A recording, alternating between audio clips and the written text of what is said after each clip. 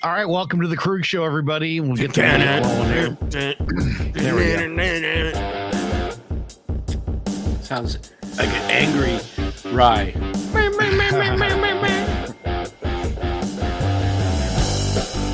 Well, what can you say? Giants didn't get bullpen help. Brandon Millard says, glad we didn't add a bat or anyone to help the bullpen.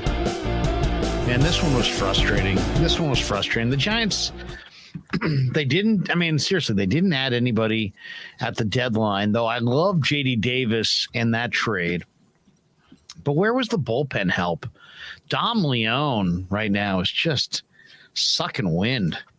And they just got nobody. They got nobody. They got absolutely nobody they can go to. I looked it up because I wanted to see exactly what the numbers were. I knew, like sometimes in your head that, a move should have been made, but you haven't looked up the numbers. So I just had to look it up. First of all, why not walk McCarthy? It was a 2-1 count. They were looking like they were pitching around him. And then Leone hangs a slider over the middle of the plate, and bingo bango, there goes the lead. So, I mean, how many hanging sliders are we going to see from Dom Leone? Now, he was good last year, but, guys, I looked it up in the splits. McCarthy's a left-handed hitter, all right? Left-handed hitters against Leone are hitting .339 with a .414 on base. And Kapler left him in to face McCarthy, who's been hitting .300 over the last month. And I got to ask why. Why not bring in Doval with a couple outs, with 2 outs in the 8th? Maybe you make him go with the 4-out save. And then bottom 9 against Melanson, LaStella lucks out on the strikeout and reached. And then Yaz hit it hard, but hit it right at Perdomo, made an unassisted double play, and Estrada pops out. Nice, and there you go. What a wasted performance by Carlos Rodon, who was flat nasty today. And Wade Jr. went deep. And, if you missed this game, Wade Jr. goes deep in the 3rd. Giants up 1-0. Hit one out 400 feet to center field. Diamondbacks get back, tie the game on the Garrett double to right that scored Christian Walker in the 4th. So they immediately tie the game. J.D. Davis, who's been phenomenal. J.D. Davis is... I know, seriously. He looks great. He hit a majestic shot to left center. Another 400-foot shot. 2-1 Giants in the 6th. But the reality is if you can't score 3 or 4 runs, you can't expect to win. And so it all gets thrown back in the bullpen, and we're asking Dom Leone questions. McCarthy came through when it counted. He had a single to right that scored Walker, scored Garrett, and gave them a 3-2 lead. And that was the ball game. But man, Dom Leone, left-handed hitters are the equivalent of batting champions against Dom Leone. You have no righty in the pen. You have no lefty in the pen. You have nobody else besides Dom Leone you can go to against. Dom Leone's given it up this year against left-handed hitters. And if you look at Leone, he looked great at the first part of the year.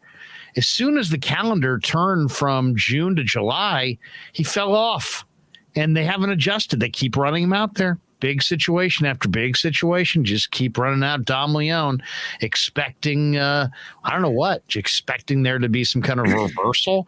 This guy has been a batting practice pitcher for really a month and a half, all of August and all of July, and we're on the 17th of August.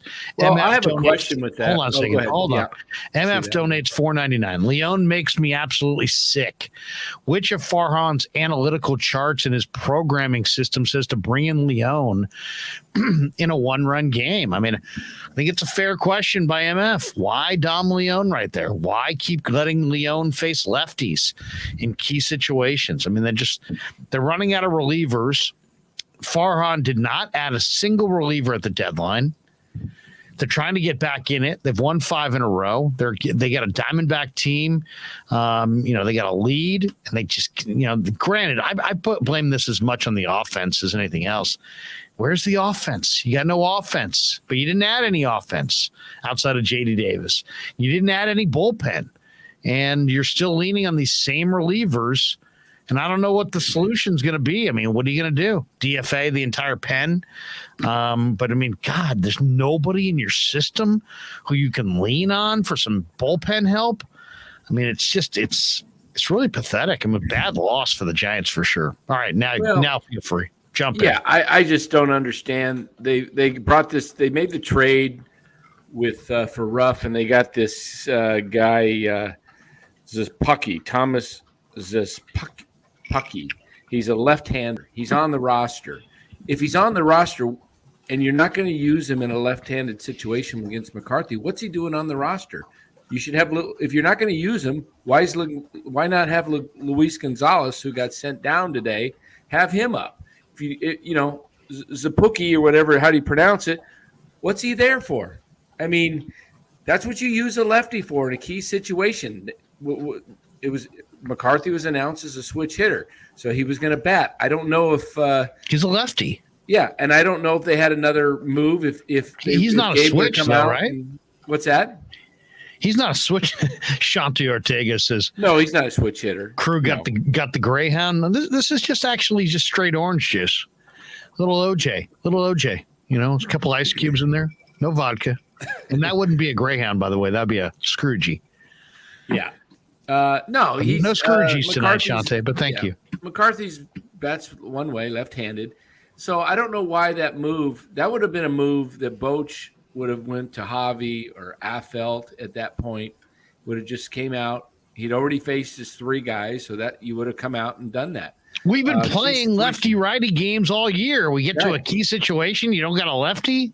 My God, what happened? You had 2. Suddenly on the 17th of August, we stopped playing lefty-righty games? You have Alex Young, who's pitched a game or 2 in a row. He can't face one batter. Come on. I mean, that's what you got to – if you're going to – They don't have a rubber-armed lefty in their pen that can just go and go and go for one guy here and there? The problem is they don't. It's like, it's really unfortunate that they put Leon out there in that situation the way he's been pitching, but it's just like, who else are you going to put in? Like Zapucki's pitched 0.1 innings. He's allowed a home run. That's my point. What's he doing on the roster if you're not going to use him? Yeah, go get a full complement of guys. I mean, I don't know. It's a tough one. MF donates $9.99. Leon is over a 7.50 ERA in his last 28 days. Jake McGee got DFA'd. Why not do it to Leon? Seriously, I mean, Leon right now is just getting keyed. I know. The problem is they didn't go out and get anybody, and I guess I keep harping on this, but why have Zapuki on the roster if you're not going to use him? What's he there for? You're not going to use him in we're just going to use him in a 6th inning, 7th inning. If he's up on the roster, if he's and you believe in a guy enough to trade for him and put him on your 26-man roster, use him. Otherwise, just put him in the AAA and have Gonzalez up, and you have an extra guy that can play, pinch hit, pinch run, whatever, speed. He's been up for months. There's a lot of mojo with him. He's been with the club through ups and downs. Now you send a guy down. I don't know. It just seems like it's messing with a good thing. Zapucki's not been around long enough. You bring up Littell. I understand, Littell, you need an extra bullpen guy. But to me, if Zapucki didn't get used, just send him down, because I'm just so disappointed in what the Giants do as far as some of the spots where you're supposed to have offense. You're supposed to have offense at first base. How bad was Brandon Belt tonight? You're supposed to have offense at DH. How bad's Tommy LaStella looking? Oh, LaStella, that's another story. I am tired of LaStella. I want to see Isan. You take Joey Bart out of the lineup, that's another threat. You got Austin Wynns. That's a giveaway. Yeah, also Austin Wins. I mean, this is now the second time where him leaving his glove out and getting it hit it more than two times earlier in the year. He did it too. I know, but the last two, this is like 2 times in 3 weeks where it's actually then gone on to cost the Giants a game in like that. Because that, I mean, it's a minor league play by a minor league player. Yeah, it's unbelievable. You'd think that at least Wins could be decent on defense. No. Yeah, I don't Amazing. understand. They sent out Luis Gonzalez today. You saw that for Littell. Yep. Yeah. Just very disappointing. Robert Rothberg. Are people forgetting the Giants just won 5 consecutive games? Well, whatever. This is what they do. They go up, they down. This is what 500 teams do. They lose 2, win 2, win 5, lose 5. You know? Yeah. It's tough because they're just in a tough spot right now. They need to get them a little momentum going. They don't have enough offense. But I mean, here's the thing. I mean, was there a reason that Joey Bart sat? Yeah, I don't get it. Because I think they decided that he's not going to play today or tomorrow for the day game, I guess. And they chose. Well, you're better off. He's hot. He's hot. I mean, seriously, let's take a look at Joey Bart's numbers. Joey Bart 50 and 2 home runs in August. Yeah, but Joey Bart in the first half of the year hit 185 with 6 home runs and 12 RBIs. In the second half, he's hitting 333 with a 345 on base. That'll do. I mean, play the hot hand, Kapler. Play the hot hand. We knew he was going to sit one of the two. So I don't understand why you don't. He ended up playing. Joey Bart's a Hulk. He's like 25 years old. He can't play 2 games in a row. Oh, this would have been 3, Larry. You can't do that. Can't do 3 in a row. Jesus. Play the hot hand. It's shocking that when Bart's bat is out of the lineup, it's such a big deal. It's kind of fun. Also, the only if you bet against the Giants, it's fun. Yeah. The only way to rationalize this, I guess, is like, okay, well, I'm only counting the streak when Bart plays. This is the Bart streak. Oh, well, speaking, the analytics department says Bart is not hitting on Wednesday night games. Whatever. Is that really within a week? Romo says that the 2 catcher interferences were within a week. Yeah. Glass half full guy, $9.99. Thank you, Glass half full guys. It's time to bring up Ramos and DFA Leon and Austin Wins and bring up Diaz also. Yeah, I think I'm ready to see whatever the Giants have been trying to do multiple things all year. Oh, we're going to save a little money, but we're going to try to contend.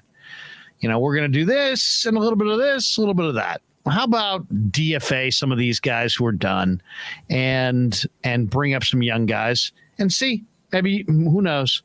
Because you're not, September is no longer what September used to be. It used to be that the rosters expanded from 25 to 40 and you could bring up all kinds of guys. Right. Now that's not the case. So there's no real reason to wait till September.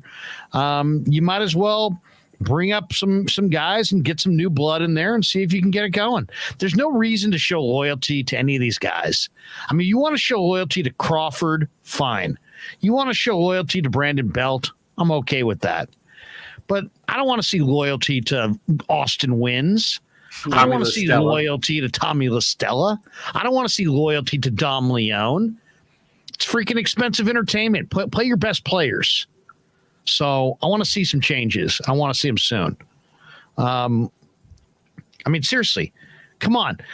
What does Austin Wins bring to the table? He's a no-tooler. He has a good last name. What's he do?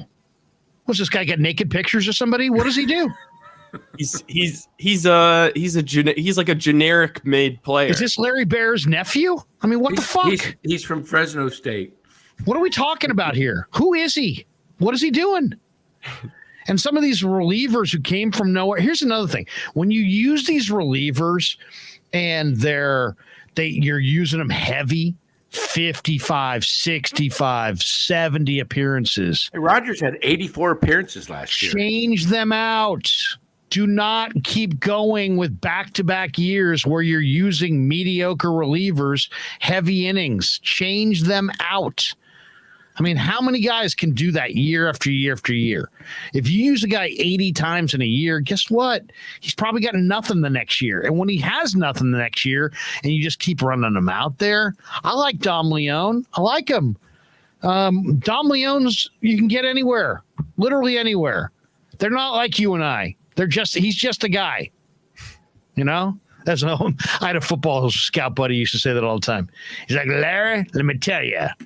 He ain't like you and I. He's just a guy. He's just a guy. We'll find him anywhere. They're a dime a dozen. That's what these guys are. That's what Tyler Rogers is. He's a dime a dozen. He's just a guy. Dom Leone. He's just a guy. Love him. Just a guy. He's just a guy. He's got fancy cleats, but he's still just a guy. You can find that guy anywhere. To just keep running these same guys out. It's bad. It's bad. It's time to flip some guys around and let's see some different faces. You're probably not going anywhere, but let's see some new blood. I don't think that's asking too much. I really don't. Do you guys? No. Nope. I mean, they won't. But What? Hey, Look Farhan, at this. Farhan Look at flip- this. Look at what? Look who's in the chat. Look Hey. who's in the chat. yeah, Jim Molay. Look at that. Look at that. $100 from Jim Molay.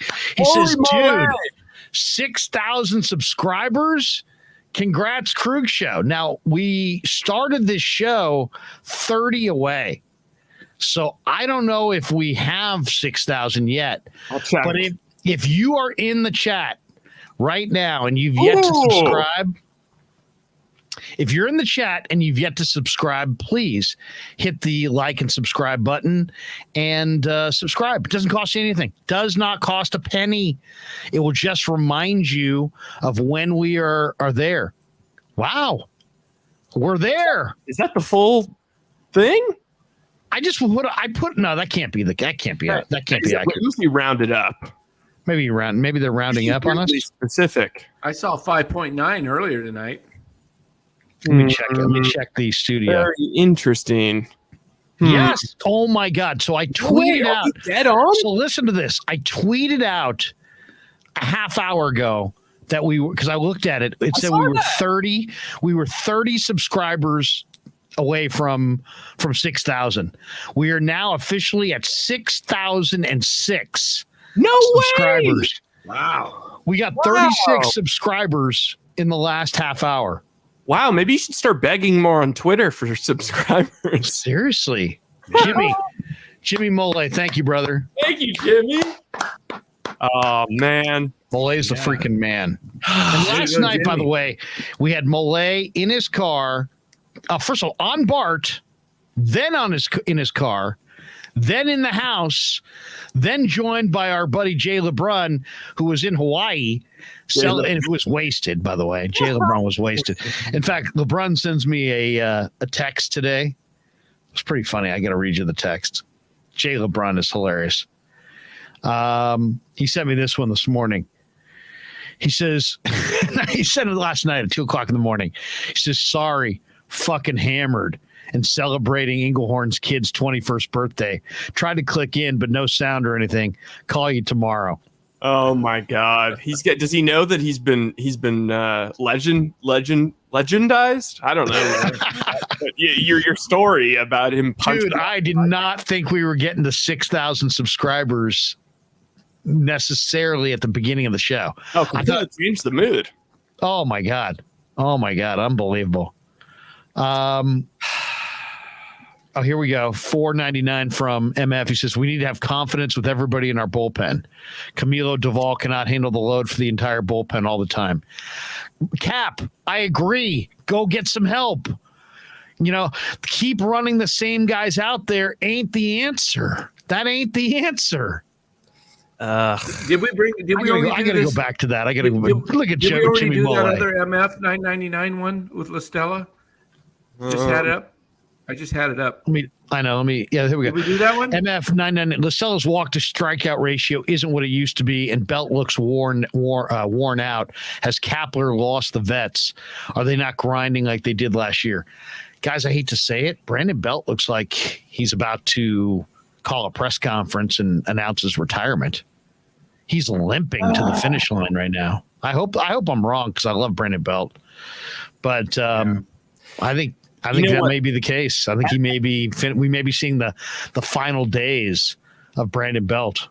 Thank you, MF, by the way. Thank you for that. I think MF is on to something, because that is one thing. When I actually went back and watched some of the highlights of games and stuff, or in like the long versions with every at bat from last year, some of the big games.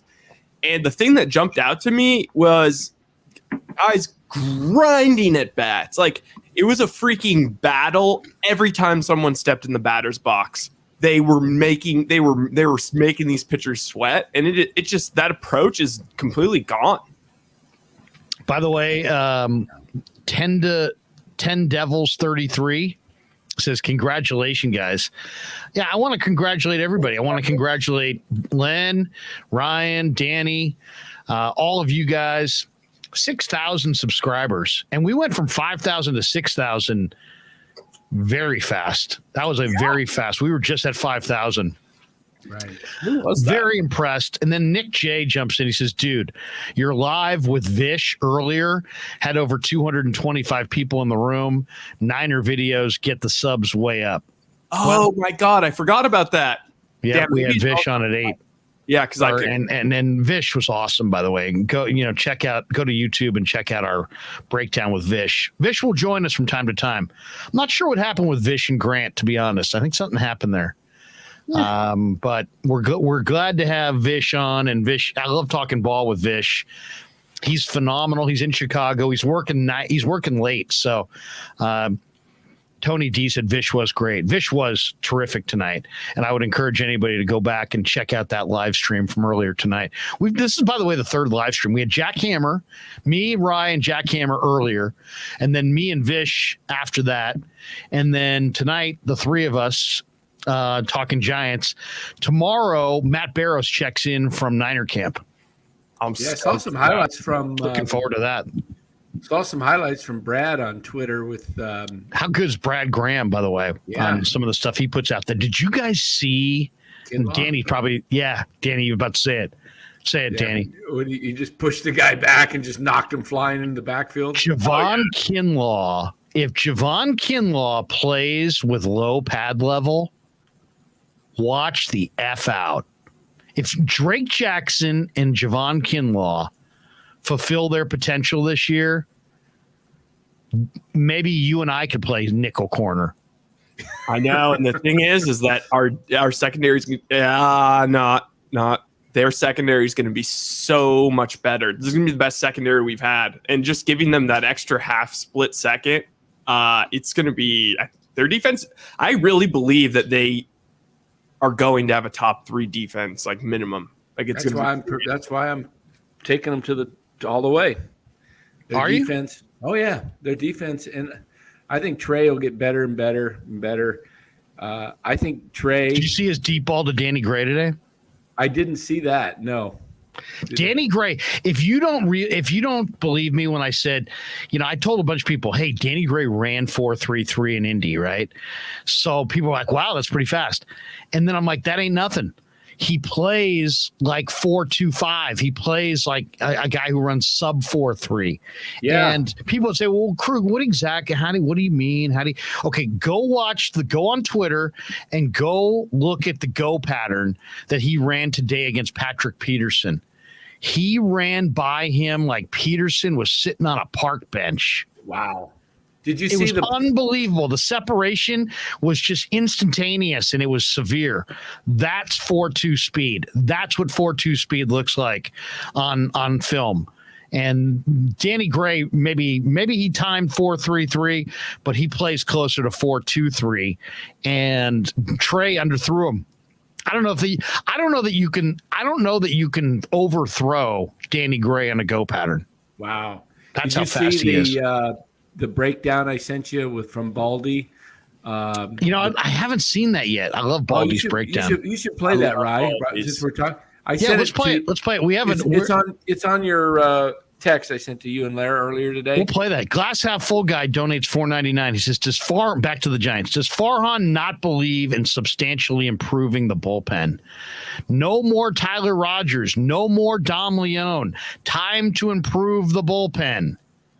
Seriously, I mean, last year they didn't give innings out of the pen to guys who sucked. If you sucked last year out of the pen, they farmed your ass out, or they put you on the DL and they went to somebody else. This year, more ABs for guys who can't hit, more innings pitched for guys who can't pitch. And that's the difference. That is the difference right there. Rogers, I was surprised to see him in the ninth in a one-run game, although he 1-2-3 his best outing in weeks. MF says donates $4.99. He says, I've said this before, but I can't wait for Tim Ryan to come on. Is he a KMBR exclusive? No, not at all. I just haven't busted out the Tim Ryan card, but we embraced the other day at practice. He's like, bro, I'll come on with you guys whenever. Hey, so he's coming on. He's coming on. I don't know when. I'll try. How about this, MF? Because you're such a great supporter of the show, I will ask Tim Ryan to come on before week 1. How about that? We're, which is about 2-3 weeks away. Yeah. We will get him on before week 1. Yeah. I also want to announce to everybody that it is official. There will be a press release. But I'll be doing pregame on Niners on 95.7 The Game. I'll be doing a pregame hit on Talk Sport out of London with the great Will Gavin. And we'll be doing postgame for a number of We'll do postgame on our own channel as well.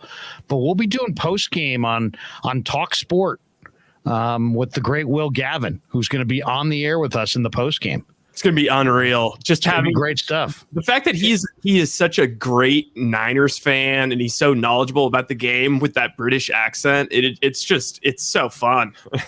Get Ollie Connolly, who's an outstanding resource as well.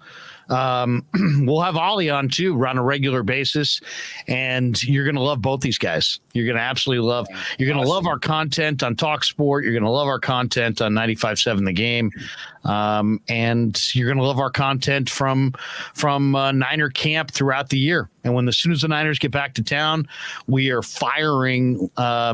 The locker room will be open. I was promised today, and we're going to have all kinds of guys. So we'll bring it to the table on a nightly basis. So you're definitely going to want to be here on the Krueg Show. We'll bring it to 95.7 The Game because that's my radio partner. We'll bring it to Talk Sport because that's my international radio partner. And I'll bring it to this channel because you are my family. Shante Ortega says, Larry, spitting the Gospels. Just speaking truth here. Yeah, let me just make one little admonishment here to CAD V20. There'll be anytime Danny wants to admonish anybody, I have to mute him. I'm sorry. There'll be no admonishments. We got it. Nick J says, "Do you go on the road?" I'm joking, Danny. Go ahead. A light admonishment. Let me go back to that here. Okay. CAD V20. I know Robert's optimistic and he believes Belt can carry the team. If Belt ever gets hot, he could carry a team. Oh, come on. Those days are over. Well, you never know. I like Robert's optimism, and we don't slap 71-and-a-half-year-olds around, okay? So that's a different story. Yeah, if you're 70, that's where I draw the line. If you're 70, I'll kick ass and take names. 71-and-a-half, I don't touch you. That's my line. That right there, 71-and-a-half. He's 6 months away from having to take his required minimum distribution from his IRA. So leave him alone. If you're at the Heritage Home pounding carrot juice, I will not beat the crap out of you. Rye, we interrupted you. You were about to say something. Go ahead. Oh, Nick J asked if you're going to be going on the road with the Niners for pregame and postgame. It's a little bit to be determined, but we certainly will be going at least a couple of times. Yeah, we'll be doing some travel. And you will be seeing us. I texted Lynn today. I asked him how far he was from Charlotte because they're playing back there October 9th. Yeah. That would be cool. That would be cool to go see Lynn in Charlotte. Yeah. Lynn's about 2 hours, he said, from Charlotte. But we could go to the game and then. That's all right. And you know what? hang I out with think Lynn. they're staying in West Virginia between that game and the next game, which I think Atlanta. is Falcons. Yeah, they got Atlanta and I heard it wasn't going to be. Oh yeah, well no, I'm not sure if they're going to stay in The Greenbrier. Colorado Springs at the Broadmoor between Mexico a couple of those City. games before Mexico City. Yeah. And you know where the trip that I really want to be on. Where? So when we go hang at Vegas. Danny's, complete Super Bowl? chicken ass. Oh, For the Super Bowl. Yes. For the Super Bowl. People will be going to Super Bowl parties. We'll be in Danny's 55 and over crowd eating chicken ass. Yeah, There you go. There you go. Hey, Nation. I was looking at their Go ahead. schedule today. Man, their The travel. Krueg, can you see the headline, Danny? The Krueg show gets George Kittle sick with completes. He ate a completes dinner with Dan Coccimilgio, and he's sitting out the Super Bowl. Oh, Information was man. provided to us by the head of the HOA for. Yeah, exactly. I'll tell you, the Niners schedule, though, I looked at it today. I was just kind of looking at games that I might want to travel to. Man, this is the best schedule I can ever remember. It's for great travel. regional travel, huh? They have a lot of really short trips. Yeah, Vegas, Arizona, Seattle, LA. But also, Arizona, they go to Mexico, but they do have. They go to Mexico City for a Cardinals home game. I've never yeah. been to Mexico City. I know Mexico City is sinking. And I watched an hour-long documentary on the busiest cities in the world, and one of them was Mexico City. And Mexico City just looks like, wow, man! I got to check that. I got to go to Mexico City. I got to check that out. I've heard Listen that to it's this. like you feel like you're in Europe almost. Like it's got a different feel than like other parts of Mexico. Like Well, it's it's like, literally sinking like an inch and a half a year. wow, It's a sinkhole de Mayo. sinking city. And Listen there to is an this. awful lot of garbage there. I mean, I think they're making some like ridiculous garbage dump to try to deal with their Well, we're mass used to it. pollution. Yeah, but listen But to as the far guys. as the culture and the people and the colors and Yeah. I'm sure it is just unlike any other place. I mean, I got to see it. There's a few cities I just got to go to. I got to see. There's a lot of I gotta nice see places Hong in Kong. Mexico. I gotta go to India. I gotta try India at some point. Have you ever been to India, Danny? No, I've been to China twice, Singapore 3 times. I hear Singapore is like incredibly It's clean. awesome, so clean. Yeah, you could walk at 2 a.m. as a female by yourself and feel safe. Anonymous says a different feel, but I wouldn't say Europe. Hey, Larry, you guys listen to this 8-game stretch. The travel. This is amazing for the 49ers. Starting on October 23rd, home against the Chiefs. Next week, on the road against the Rams. Next week, home against the Chargers. Next week, Mexico City Cardinals. Next week, home against the Saints. Next week, home against the Dolphins. And the next week, home against the Buccaneers. The only travel is L.A. and Mexico City. The Niners don't leave the Pacific time zone, I don't believe, except for maybe one time after like October. City, I think, Is a different central. time That's zone. central. Yeah. Wow, that's really lucky. I mean, Monty Pritchett. Can Danny Gray pitch? Yeah. What if Danny Gray, who runs 4.3, could also pitch? That would be awesome. And then they close out. Check this out. After the 8-game stretch, then they go to Seattle. Then they're home against Washington, go to Vegas, and close out at home against the Cardinals. That's an 11-game stretch where they only travel 3 times to Las Vegas, L.A., or 4 times. Vegas, L.A., Seattle, and Mexico City. 7 home games. That's just been a really good travel schedule. Rebel 4444 says sign Kenny Powers at this point. Yeah. Go pick him up from Mexico. Love the Kenny Powers. Glass half full guy donates $1.99. Will you have Kyle Shanahan on the show? That's the plan. We'll definitely have him on at least once. And we'll I do definitely know have that an Greg interview. Papa is going to do a lot of those interviews with Shanahan, but I'm not sure. I believe we're going to be able to get at least one one go round with Shanahan. And we should have an interview, but it may not be able to be posted to this channel. But it will be, but it may not be like the day we cut it. Oh, like, you know what I mean? That's true. We'll definitely put all the interviews that we do on our channel, but it may not be like the first day we cut it. It may first have to appear in London. I got more of a new Scott SVP look today. I gave myself a haircut today. Let's see. Oh my God! Wow. Yeah. You gave yourself a haircut? Let's see the sides. Are you aerodynamic on the sides? Look at you. Can't even look at that. Yeah. Look at that. I'm catching some shine. Yeah, there's a lot of shine. I could have went even a little bit more. Do you go front to back to front? Do you worry about the ingrown hairs? No, I just take the blade this way, then I go to the sides. Nicks? What about nicks? No nicks. Any coconut oil? No coconut oil. It's a self-serve thing. You don't get Mama Coccimilgio to put the lumpia aside and help out a little bit. Does on the back a little bit when I can't see if I missed anything. That's love. You should grow out the back and then get like one of those markings in it, but just your one patch of hair. You know what I would love to see with you, Dan, is get one of those like Chris Berman like spray things and give yourself like a widow peak. Yeah. Have like one of these. You could do like a full head of hair, but just in a spray, and then give yourself like a severe widow peak, like an Eddie Munster. Give yourself an Eddie Munster look. Eddie Munster, that was great. Rebel 4444 says so aerodynamic. Hey, I did in high school. I had a full beard my senior year. All right, full beard. So I got voted most wild and crazy guy. You couldn't grow a full beard in high school. Yeah, Dave Fleming couldn't grow a full beard right now. Yeah, I should pull out the yearbook and show you the picture. But I had a full beard, and one day I was like, I didn't have the guts to shave my head, so I got one of those plastic.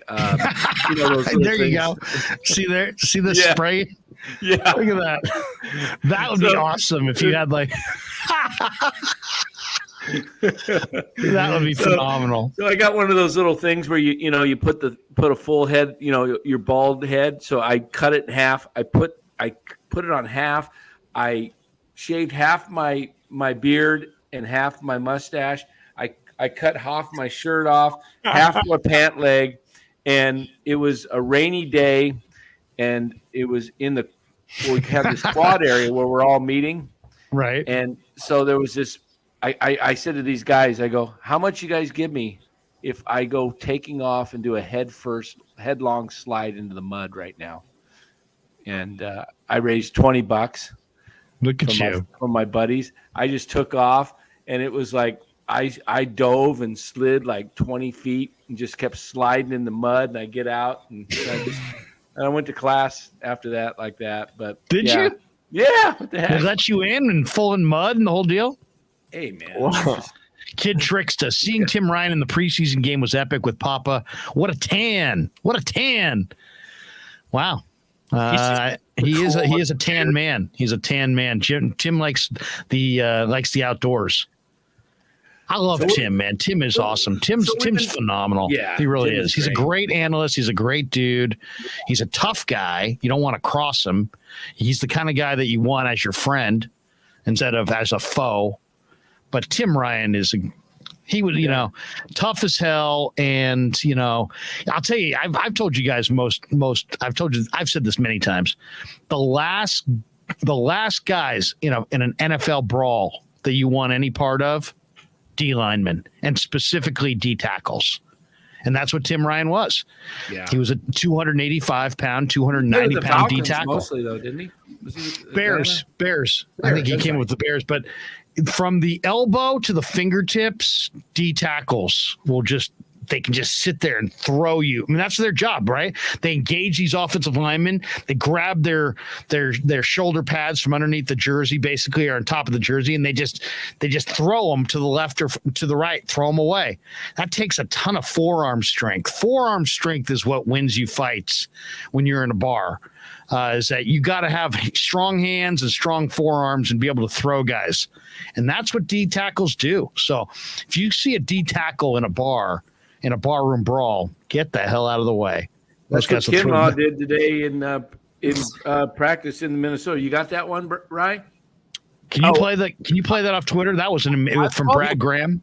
I'll play it off Twitter. I have the Baldy thing pulled up too. Whenever we want. Oh, do you? Let's see. Let's check it. Let's check it right here. That was really good. It was the deep pass to touchdown. Romo 2001 quoting Tim Ryan. You got a big mouth. That's what he said to some fan. He's got so much testosterone. This is really good play with the Niners. This is Baldy. Let's hear it. Single coverage last night. 2 series. Here's the 11th play. Tyler Kroft goes to motion, which is important because watch how Green Bay just kicks everything out. And what it does is it gets their 3rd round pick, Danny Gray, 1-on-1 with the safety right here. And Trey takes a look at it. He knows exactly where he's going with this ball. All right, here it is. Danny Gray is, if he's even, he's leaving. This is a former track star, Blinn Junior College, SMU, a 4.3 40, and that's what it looks like. 76 yards to pay dirt. Now, let's watch the play because there's Kroft in motion. Watch Green Bay kick it out. Now, this is what they wanted right there. They got Danny Green 1-on-1 with the safety. Now, Trey right here does a great job. 5-man rush. A little twist stunt in the middle. He just lets his ball go 42 yards in the air, dropped it right in the bucket. And one thing that Kyle Shanahan has always coveted is straight, flat speed. And that's what it does. But it was more than this. Like if you just watch this right here, like this, even on this play where he climbs the pocket, and right here, he's setting his feet to throw. Throw first. But look at what they've got. They've got everybody plastered. All right. So then at that point, then he takes off and then smartly slides into second base safe. All right. Now you take a look here on this little boot action right here to Ray McLeod. What you love to see here is just the attention to detail. Show the ball. Show the ball to the defense. Like really sell it. All right. Right here, the defense is a little unsure. Then pull it and then just flip it. Ray McLeod. Perfect. All right. 8 yards. And even on this play right here, like he's going to go to Juwan Jennings right here in the slot on the speed out. But he's going to get quick pressure in his face, and he's going to have to pull the ball down. Right tackle is beaten here inside. Like here it is. He's ready to throw. He's set and ready. And it's the right throw against that coverage. But quick pressure forces him to pull it down. It's a good start for Trey Lance in the Trey Lance era right there, especially with that touchdown pass on his final play. That's good analysis from Baldy. Yeah, I mean, there's the one thing that Trey is really advanced at for being a young player is his play action ball fakes. He'll sell it. Some guys just kind of pass through. They don't really emphasize the mesh point. You got to sell the mesh point. You got to sell it with your shoulders. You can't just put the ball out there. You got to dip those shoulders. You got to sell it like you're really going to hand the ball off. And the one thing Trey does, it's pretty advanced, is for a young quarterback, the nuances of the ball fakes, he sells them. It's the difference between wide open and the play not working is how well do you sell the fake, and he's really advanced in that area. So I think Trey's going to be fine as long as he takes care of the football, doesn't try to run over linebackers, doesn't try to force things, just takes what the defense gives you. They got a lot of speed. They got a lot of skill. Play with some rhythm, make some first downs, lean on your defense, run the ball. You know what I mean?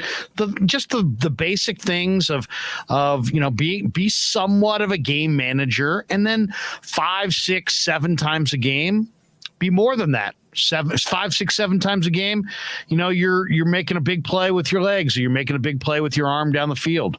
But there's nothing wrong with taking what the defense gives you. The last thing defenses like are long, prolonged drives where they're on the field. Why? Because they get gassed, and there's only so many plays. You tell me how many plays a defense is going to play, and I'll tell you how they're going to do. If they're going to play 45 to 55 plays, they're going going to do great. If they're going to play 65 to 80 plays, they're not going to do great. So how do you do that? You play ball control and you convert third downs and you keep that defense on the field and you keep your defense on the sideline. Walsh was famous for 10 to 13 play drives. The game has changed a little bit where it's more of a quick strike game. Yeah. But you want quick strike capability. But it doesn't mean that you want quick strikes. You want quick strike capability on every play. But you actually, in an ideal world, want to dominate the clock. Yeah. Absolutely. Keep your defense. Imagine if you have Nick Bosa and you get to the fourth quarter and he's fresh. Yeah. Imagine if you have Drake Jackson, Nick Bosa, Eric Armstead, Javon Kinlaw, and they all get to the fourth quarter and they're all fresh. And Ebukam. I mean, Ebukam and those years, the Givens and all these other guys. Yeah. Hey, Rod Dunham, he wanted one last word on the Giants, going back to the Giants. I'll say this, Rod. One of the things you have to worry, why save his arm, is because if his arm gets worn out and he gets injured, the Giants have to pay him next year, and he may not even be available. So you do have to protect his arm. I do wish he would have pitched at least one more batter because I had him 18 and a half innings or batters, and I took the over tonight. And he went 18. Doggone it. I was like, I think the fact that the Giants went ahead with the home run with Davis in the bottom of the sixth, it was like, okay, he's already thrown 100-plus pitches. He's up now. How good is Davis looking? I remember in the beginning when that trade was made, I said, that's a good trade. J.D. Davis can play. Yeah. And he's, I think he's a guy that's versatile. He can play left. He can play third. Easily had a triple as well. I mean, that was a freaking phenomenal play in center. Speaking of defense tonight, irritate the heck out of me. I've said it before, and I'm going to keep saying it. Do not put Austin Slater in center field. Doggone it, he cost them the first run of the game. That was who do you want out there? Well, I'd put Yaz out there. You want Duggar? Duggar's with the I know. That's what I'm saying. Now, but no, play Yaz. Yaz is a better center fielder than Duggar. I mean, than Slater. Slater does not know how to judge balls. He caught the one good one on the run tonight in right center. He got a good jump. But the other one where the guy hit the double, his first career hit, the guy for Arizona, Slater had a beat on that, and it's like all of a sudden he just missed a wrong route to the ball, and it falls in, and Diamondbacks score. That center fielder for the D-backs, Alek Thomas, he would have had that in his back pocket. Giants need a center fielder that can cover and play and hit. This is the problem, though. Is like we're like, God, they need to just admit enough is enough with the bullpen. They need to switch them out. They need to bring in some new bullpen arms. They need to bring in some more center fielders. Enough is enough. But it's like, God, we're past the trade deadline. I know. Well, no, but I mean, now it's like they do have a couple of young. This is what's going to happen. They are going to bring up a reliever or two between now and the end of the year, and that reliever is going to be overpowering. And then we're all going to be asking, where was that guy in August? Yeah. Where was that guy when they weren't eliminated? They're going to wait till they're eliminated, and then they're going to DFA the Leons or whatever, a couple guys like that. Look what the A's did today.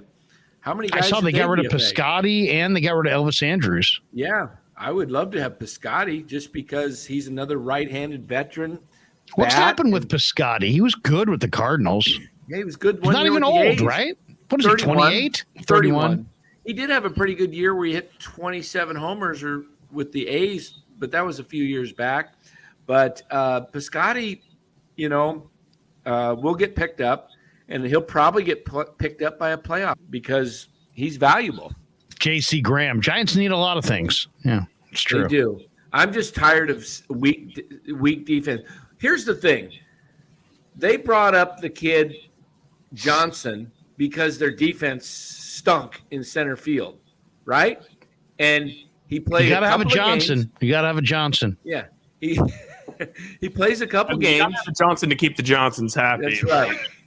So he played a couple games, right? And they sent him down because what? Kind of a smaller Johnson, right? He was kind of smaller. Yeah, he was small Johnson. Yeah, they brought up a smaller Johnson. They gave him a couple days, and then they didn't DFA him. They sent down their Johnson because they're satisfied with defense all of a sudden. Well, tonight it cost them. I believe it cost them the game because that was the first run. Diamondbacks would have been shut out until a certain point, and who knows? Rodon maybe stays in the game longer because he's not giving up. Decent girth, though, according to Mole. How about this one? Eddie KS24. Giants need. There's two ways to read this. Giants need Jesus, or the Giants need Jesus. Yeah. I'm thinking. What do you think it is? I'm thinking that crazy wizard from about 2,000 years ago. That's what they need. I don't think they have a prospect named Jesus, do they? No. They used to.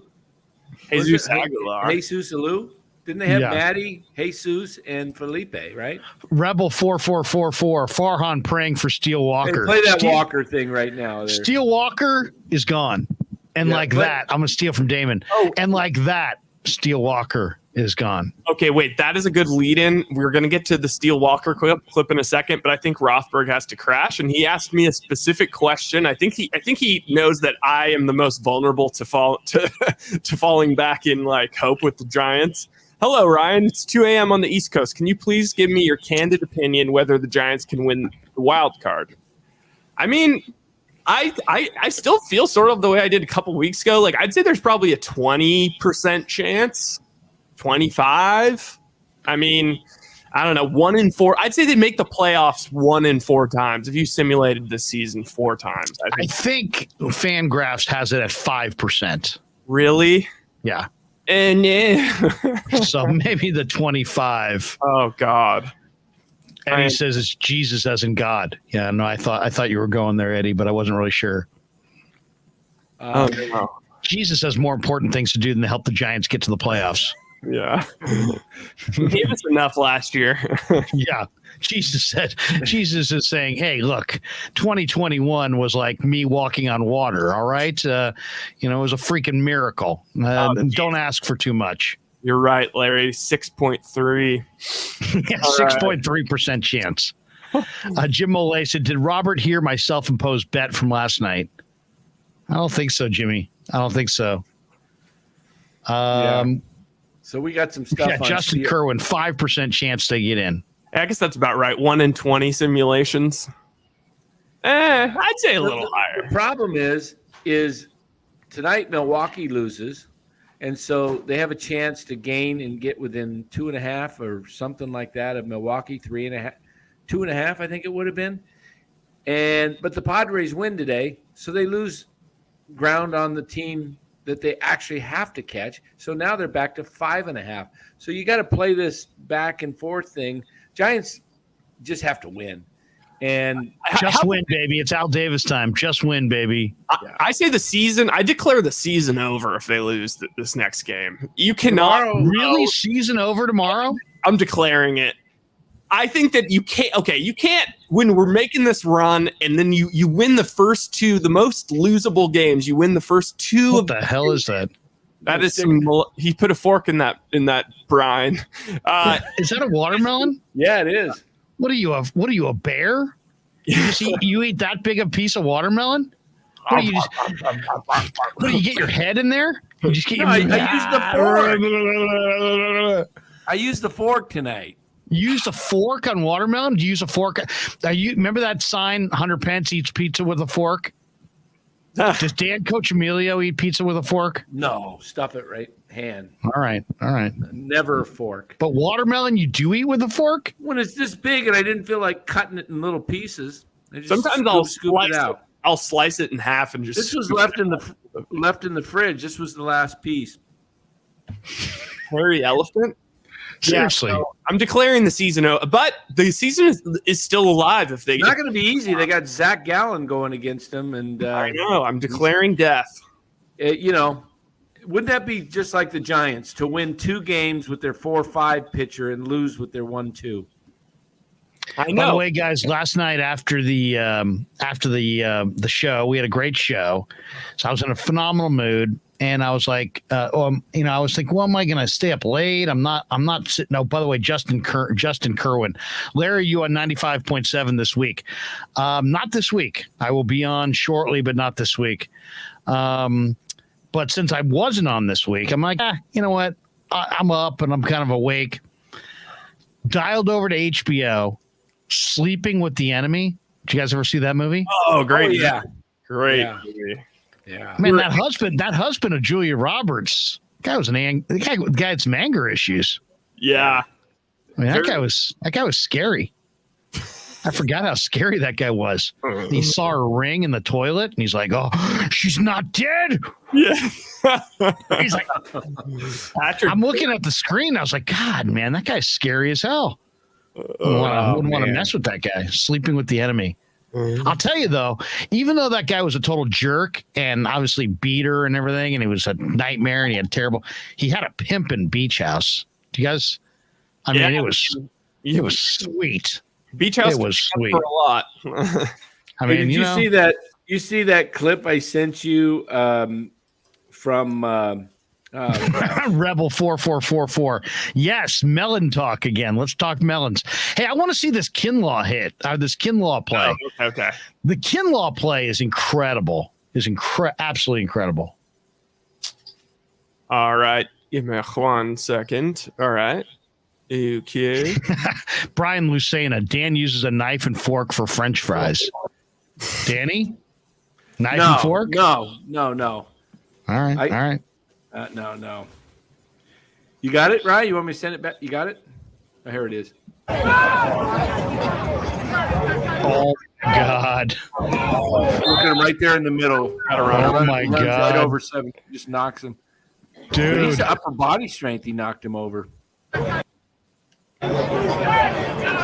God, he could have ended Cousins' life. Right? Was that Cousins? Yeah. Is this Cousins? No. Is Cousins not 11, is he? No. It's the backup. Kinlaw came within like 2 inches of ending this guy's career on the front knee. Oof. Yeah. Dude, you got to be seriously courageous to play the NFL and play in the NFL and plant that front leg. Yes. You're talking every time you plant your front leg, it's like, I mean, these guys are like, it's like getting hit by a car. Oh my God! If they just rolled onto your ankle, like you'd be out the kneecap and you're done. Oh, backward, get that knee that's supposed to bend this way and it goes the other way. Yeah. Get a little bone poking out. Oh, wow. Oh man, that makes me just so excited for football. I can't wait. Donovan, I love melon talk. It turns me on. Thank you. That's what we're here for, D. That's what we're here for. Oof. Mole. How do you eat your dessert? With your hands. George Costanza. You know how you told me the other night to go check out Office Space? Yeah. So you were looking at The Office, not Office Space. But I was looking at Office Space too. So how great is Office Space? Yeah, Peter. We're gonna need you to come in on Saturday. And then like, Peter, it looks like you've been missing work. He's like, well, I wouldn't say I've been missing it. How about when he goes into the? My favorite though is when the two consultants are like, questioning that one guy who's like totally thinks he's going to lose his job, and they're like, "What would you say you do here?" And it's funny. I used to make John Lund crack up so hard because when the Niners had Gerald Hodges a few years ago, the inside linebacker, and they were getting gashed. I mean, week after week, everybody was running on the Niners. This is during the Chip Kelly era. I would say it on the postgame. Gerald Hodges, what would you say you do here? I mean, it's like, because literally, what are you doing? You're getting nothing accomplished. Oh my goodness. I love the Milton character though. It's like, no, I said I could keep my red stapler. Yeah, I'm not gonna move. I could blow this whole place up. I could start a big fire and I can burn this place down. He's been a character actor in everything. There's TV shows. Did you see the one I sent you about the? How about Jennifer Aniston? Space? I don't like talking about my flair. Yeah, the Office Space. Well, we can't play. Can we play those at all? That's getting into dicey territory. Yeah, no. Oh, but the that best was one is the hilarious. neighbor for Peter.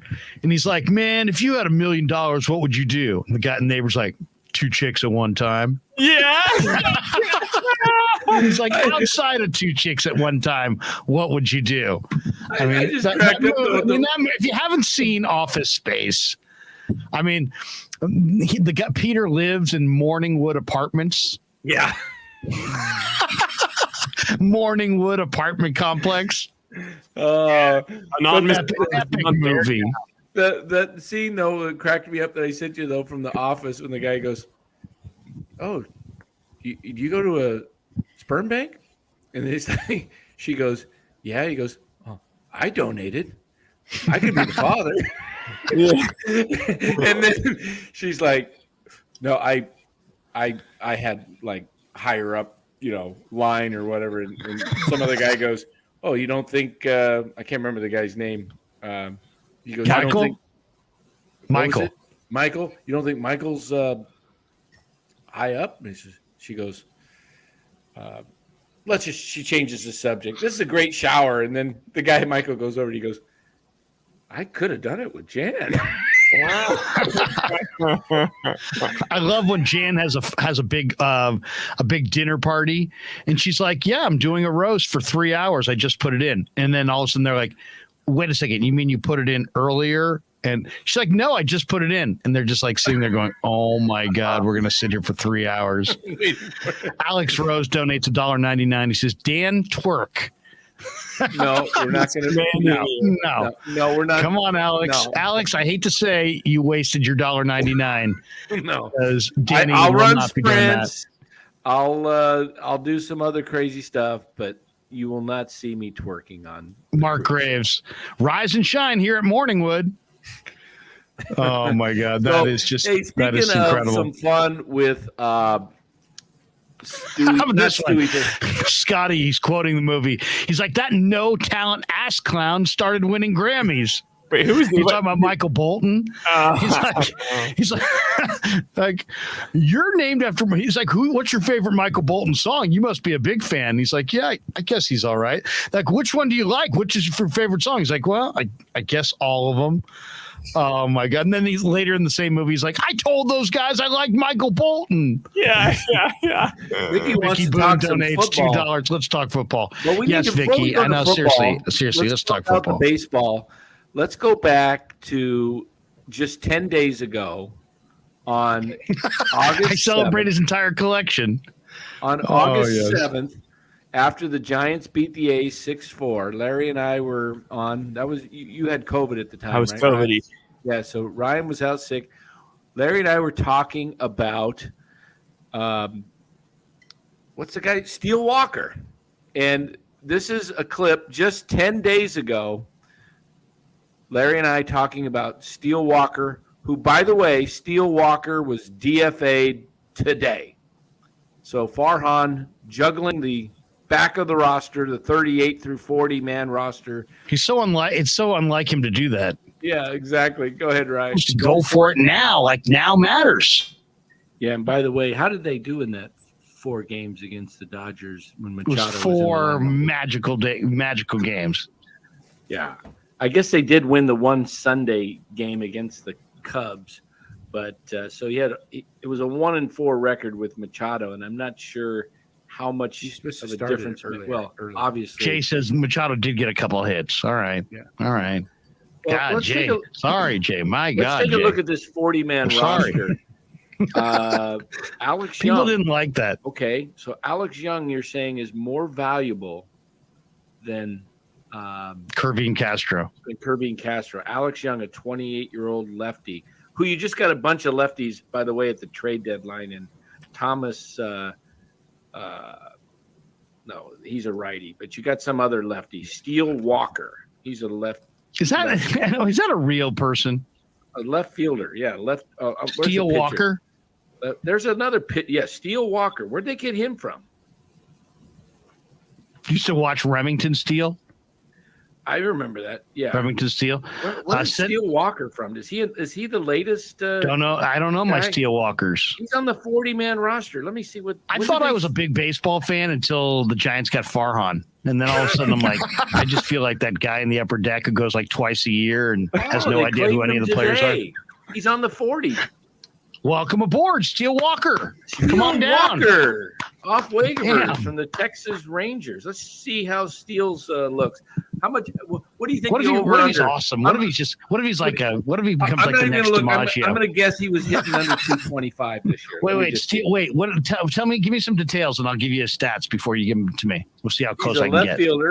Left fielder. Bats left, throws left, and he's 26 years old. 26-year-old left fielder. I'm going to say, and what level was he at? AAA? Steel Walker. It looked like he had a little bit of a cameo appearance with the Rangers, 14 at bats. Let me see what he's done in the minors. Don't tell me. Don't tell me. I'm going to guess. Okay. I would say he's under 280 in the minors with a decent on base, 11 home runs, and 7 steals. All right. Here he is. Am I close? What do I win? Here's his 2022 stats, AAA. He had 191 at bats, stolen base. Let's see, 7 homers. He's hitting 277. That's pretty close. Yeah, I said under 280, right? 353 on base. I told you, good on base. Stolen bases. I'm all over this guy. 6. Oh, 6. All right. Steele. So Steele's another. And let's see what his minor league career. This guy's going to hit you 6 or 7 bombs. He's going to steal you 6 or 7 bases. He's a lifetime 259 hitter in the minors, and he's 28. 37 home runs in 1,229 at bats. He's 26 years old, and he's had an on base percentage of only 330. 330. Steal that. Awesome. Another great. A great signing off waivers. Jay says porn name, Steel Walker. I mean, what is this? Just like I said, this endless parade of AAA rejects. Here's another. He's waived.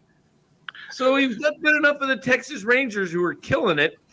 If I ordered a Steel Walker jersey right now and they promoted him, would the jersey get here first, or would he be DFA'd first?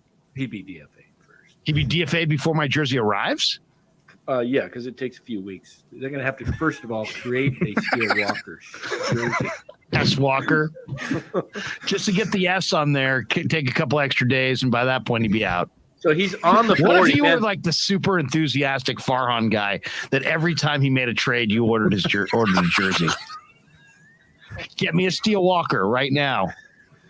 Get me a Machado. I need a Machado. So get me a Stewie Fairchild. Yes, it's Fairchild. Fairchild. And Padlo, not Pablo. Padlo, Padlo. Oh, damn it! I ordered the Padlo, but it came as Pablo, and I had to send it back. And by the time it came back as Padlo, he was gone. There'd be like stories of why your jersey got screwed up. Matthew Mears, they broke up the Dodgers. No. All right, is that? That's it right there. So, I'm cracking myself up now. I mean, seriously, that. I'm laughing. So we called it. We said that. We said Steel Walker would be gone within 2 weeks. Chimole, straight up prognostication. 10 days. He made it 10 days. I mean, they pick anybody that goes on waivers. Farhan just like jumps at him and says, "Oh well." They picked up another guy today. Yeah, and that's why they let Walker go. They picked Who did they pick up today? Some lefty pitcher from the Philadelphia Phillies organization. I got to order his jersey. Wait, let me see what his name is. Yeah, I'll get it for you right now. Vasquez. Wait, you know what? Yeah. You know Andrew Vasquez. What's the over/under on Vasquez? How many weeks do you give him? If you really were a hardcore Giant fan, you could just find like the most common last names in the minors and just order a few jerseys and have them ready. You know what I mean? No, Larry, I think they have those things like, if you're an American Express holder, like, and you bought a jersey and then that guy leaves, we'll replace it for free. What would be funny is if you bought a jersey of like one of the guys that started on the team, and then you just kept going throughout the year, and you just kept getting new jerseys, and every time they just had to exchange it. Like that's where, you know what? That would be a good protest. That would force the ownership to get rid of Farhan, because they'd be like, Farhan, you're costing us way too much money in these jerseys. We're losing so much money in materials. Man, I'd love to see the Giants come up with that. If you order a jersey and the player gets DFA'd before your jersey arrives, you get a free jersey. And then like the San Francisco Giants have issued 75,000 free jerseys to their fans this year because of Farhan's trades. That would be great. That was funny. Nick J. Steel Walker works 60% of the time, all the time. That's from what's that? Anchorman, yeah. It's got pieces of real panther in it. Yeah. Imagine you get cut and it's like he's like, ooh, that burns the nostrils. Burns the nostrils. You call up your parents, hey, Mom, Dad, I just got released, but worst news than getting released, I just got picked up by the Giants. I'll be getting released here again in a couple of weeks. Oh, for real. You should be. I mean, yeah, he has to be renting. None of these guys are buying. Okay, let's be honest here. If you're a Giants fan at this point, you buy a jersey, put your own name on the back. Do what Guru does. I have that. Guru got a Cowboy jersey, and he put Johnson. He put Johnson on the back because his last name's Johnson. You know what? When I saw that, I thought, man, I don't think I would do that. But after listening to this, I think maybe just the Krueger jersey might be a safer route. Seriously, I mean, yeah, the Krueger jersey. I mean, the only jersey I will say, when I was walking into the yard, I started getting a little feeling of, wow, you know what? I would probably buy a Joey Bart jersey, especially with Dan's 20% off coupon. I didn't end up doing it. There you go. You should have. Yeah, Bart would be a good one. Bart is not bad. Any jersey that you buy at this point, you're taking your money in your own hands. Bart could be a 8 to 10 year Giant. How about this one? DJ Venus. If I buy a Giants jersey, I'm putting Pasquale's name on the back. Like number 11, 2 sausages. Okay, so people always claim that they know our commercials because they watch our show so religiously. Who is the first person in the chat that can give us Pasquale's last name?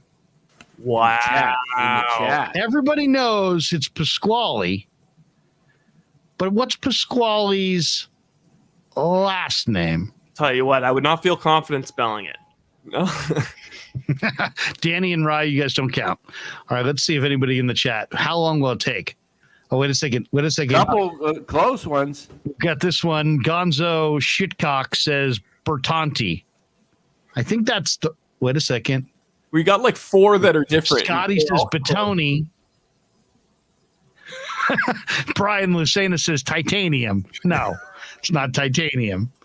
Thomas B says Guido. Thank you, Thomas. Hey, Spider 8, De Niro. No. It's Matthew Johnson. Mears, Corleone. No. Pasquale Johnson. What if his name's just like Okay, here we go. Here it is. Here's the answer. It's time for Pasquale. It will say his name on the screen. Here we go. We grew up with a Sunday dinner. That means no matter how busy you were, no matter where the hell.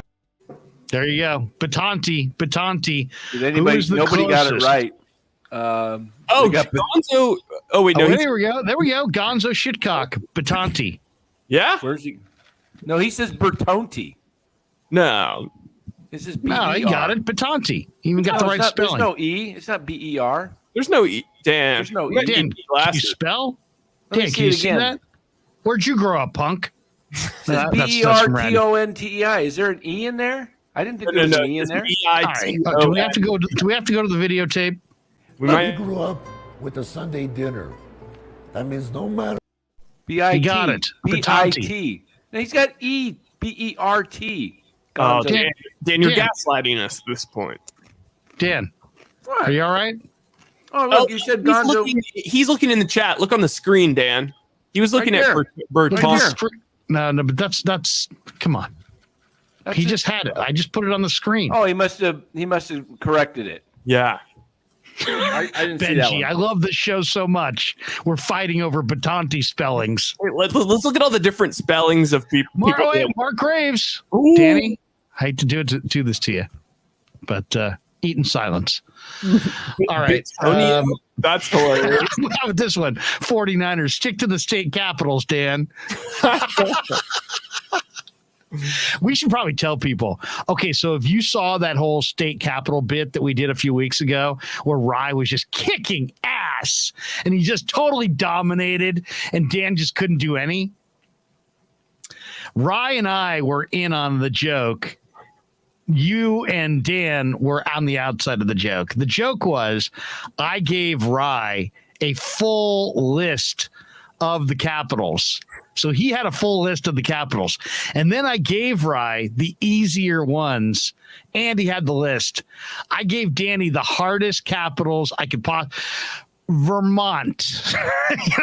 I'm like, Rye? California. California. And I even I backed up with my hands so you could see no one thought I would be cheating. Dan, South Dakota.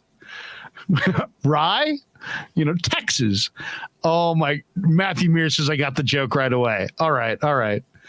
But I thought that was fun. I mean, I laughed really hard. And we told Danny after the show, and Danny, wasn't pissed. Yeah, we didn't. We waited until the show actually finished before we told him. Yeah, we carried Brian Montpelier. Oh, yes. That, the things that we do to amuse ourselves in the middle, late at night on the live stream.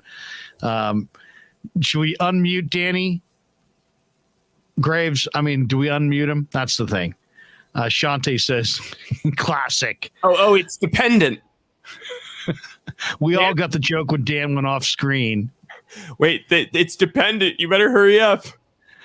Oh, wait a second. Where is it? It says, if Dan is done eating, unmute him. I still see him chewing. But he might be Copenhagen. That might be Copenhagen. That's true. Danny's a big dipper. All right, there we go. Hey, have either of you guys ever dipped? Let's talk vices. This is what I do now. What is that? It's Zyn nicotine pouches. Throw them in the upper lip. They look like this. I throw it in the upper lip. You go bandits, basically. So it's like it's just 6 milligrams of nicotine straight to the dome. Wow. What does that do for you? You get a little buzz off that? Yeah, it's more that I just started doing it, and now I have to do it every once in a while because, or else I'll get the itch. Usually, yeah. Danny, you seem like a guy who probably used to be at Earl Campbell. Just a pinch between your cheek and gum. Nope, is all you need for true comfort. Remember that commercial? Earl was on the beach. Oh yeah. No, I only have a couple of ices. What are they? He's trying Completes. Do you have that in your back pocket at all time? Yeah, just pull it right out. It doesn't need to be refrigerated. Why not? No, it doesn't need refrigerated. So I carry it wherever I go. Ryan was pretty good acting it out. It was classic. It was classic. Your American Express, carry it wherever you go. Completes. Yeah, for all of you out there, that the oral cancer thing does freak me out, but this stuff is supposed. I mean, I asked. I don't know. He's not technically like the most real. Dusty Gold just ruined your night. Oral cancer. I asked Dr. Drew about these, and he is a board-certified physician. He was like, "Yeah, you're fine." Gonzo says Dan smokes a corn pipe. Yeah, I could see that with a straw hat.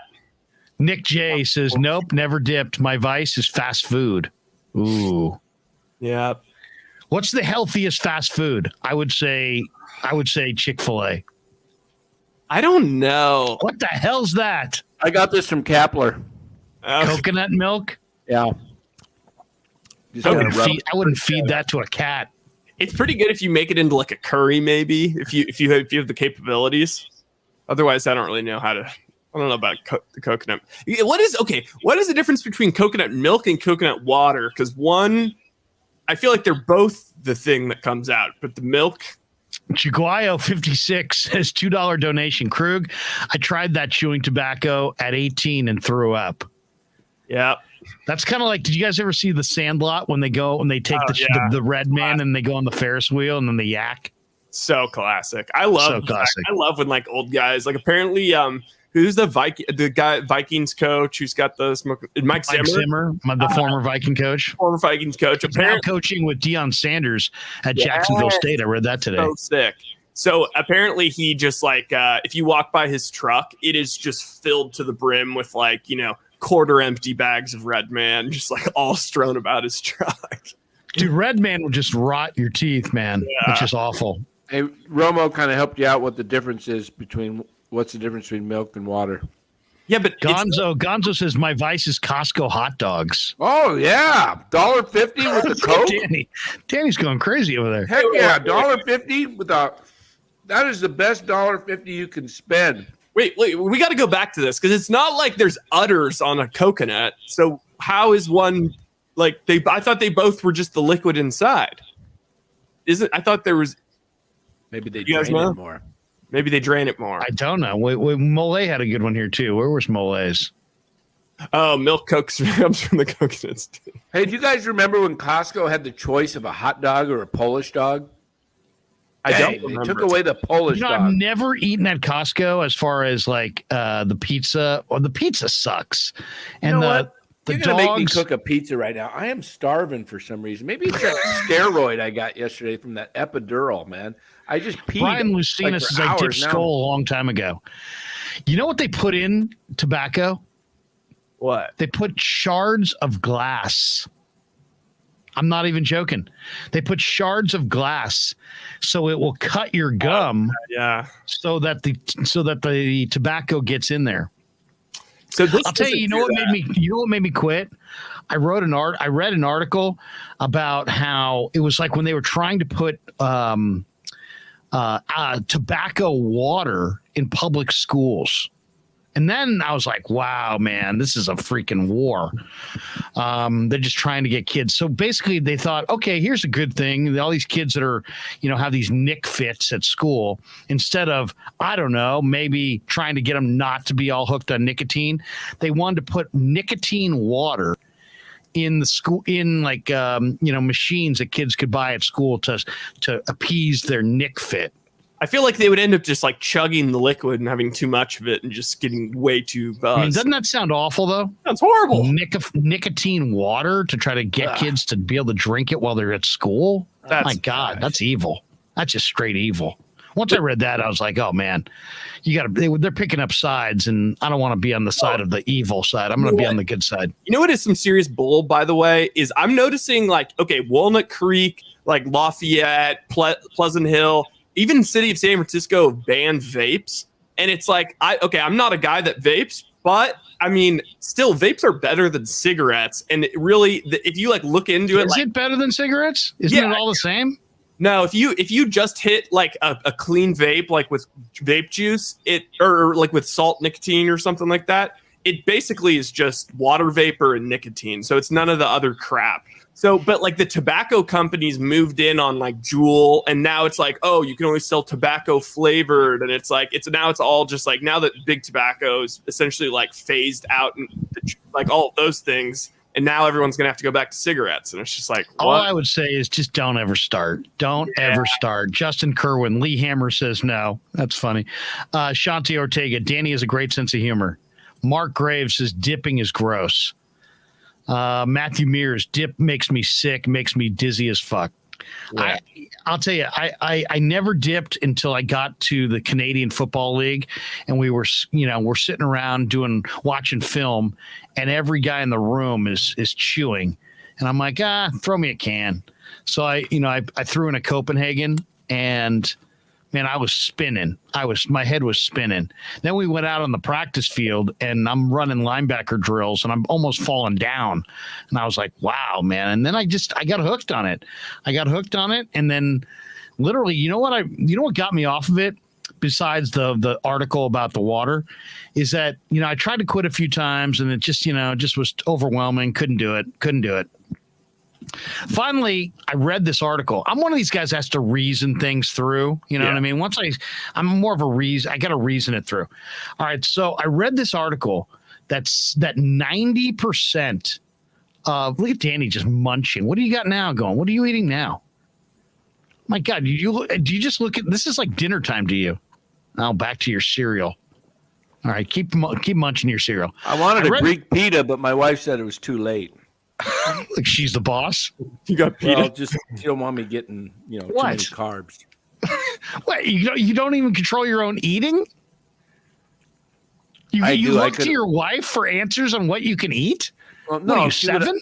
She would have had to make it for me right now. I'm look busy. at you. Look at you. You're a man who needs assistance. All right. No, but I read an article that 90% of the physical withdrawal is gone after 48 hours. 48 to 72 hours. So in other words, if you're a smoker, if you dip, if you have that tobacco bug and you're craving it, and you try to quit that first day and you're like, oh, I can never do this. I'm feeling like hell. Time is standing still. I'm like sitting here losing my mind. Just tell yourself the next 3 days are going to be hell on earth, right? It's going to be awful. It's going to be 3 days of Nick fits, and every third thought is going to be like, I just want to smoke. I just want to dip. I just one. And that's the mentality that makes people never quit. So I'll just have one smoke. I'll just have one dip. I'll just have one hit of whatever, nicotine, whatever. Just know, if you can go 72 hours, 3 days without any nicotine in your system, you're 90% of the way home. Think about that. Wow. Doesn't that help? Wouldn't that help you quit if you thought, okay, I feel like hell, and I'm going to feel like hell tomorrow, and then I'm going to feel like hell the next day. But if I can get to day 4, I'm 90% of the way home from quitting this awful habit that's going to kill me.